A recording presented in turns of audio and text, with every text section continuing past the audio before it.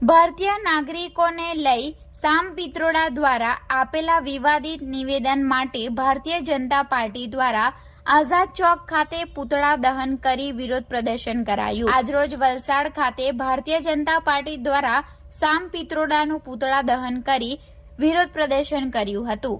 સામ પિત્રોડા દ્વારા ભારતીય નાગરિકોને લઈ આપવામાં આવેલા વિવાદિત નિવેદનને લઈ ભાજપ દ્વારા વિરોધ પ્રદર્શન કરવામાં આવ્યું હતું। કોંગ્રેસી નેતા અને પૂર્વ ઓવરસીઝ કોંગ્રેસના પ્રમુખ સામ પિત્રોડા દ્વારા ભારતીય નાગરિકોને લઈ વિવાદિત નિવેદનબાજી કરવામાં આવી હતી, જેને લઈ સમગ્ર દેશમાં ભાજપ દ્વારા તેનો વિરોધ કરવામાં આવ્યો હતો।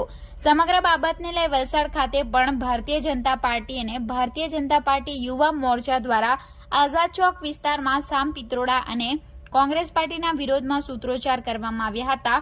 સાથે જ પૂતળા દહન કરી વિરોધ પ્રદર્શન કરવામાં આવ્યું હતું।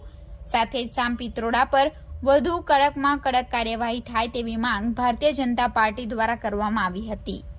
આપણે જેમ જોઈએ છે કે કોંગ્રેસ અને ગાંધી પરિવારના રાજકીય તે રીતે બધી જ જાતના જે સલાહકાર છે સેમ પિત્રોડા એમના દ્વારા વારંવાર કોઈને કોઈ રીતે નિવેદનો આપવામાં આવે છે। પહેલાં ઇનહેરિટન્સ ટેક્સ હોય કે પછી અત્યારે જ હાલમાં જે લેટેસ્ટ એમનું બયાનબાજી એવી હતી કે ઉત્તર પૂર્વી રાજ્યના લોકો ચાઇનીઝ જેવા દેખાય છે, આપણા દક્ષિણના લોકો આફ્રિકન જેવા દેખાય છે, નોર્થના લોકો અરબી જેવા દેખાય છે। તો આ રીતે જે એકદમ તુચ્છ જાતની એમની માનસિકતા એ દર્શાવે છે અને આપણા દેશની અખંડતા પર એક સવાલ ઉઠાવે છે। જેમ કે આપણને સૌને ખબર છે કે આપણું સંવિધાનની જે લોકો વાત કરે સંવિધાનની બી એ લોકોએ ધજિયા ઉડાવીને મૂકી દીધી છે।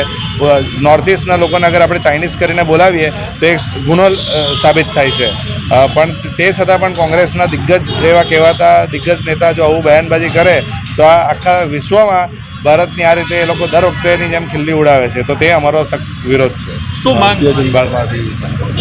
માંગ ભારતીય જનતા પાર્ટીની આ વિરોધ દ્વારા એ માંગ છે કે આવા લોકોને તાત્કાલિક અસરે જે કોંગ્રેસ દ્વારા નિલંબિત કરવામાં આવે અને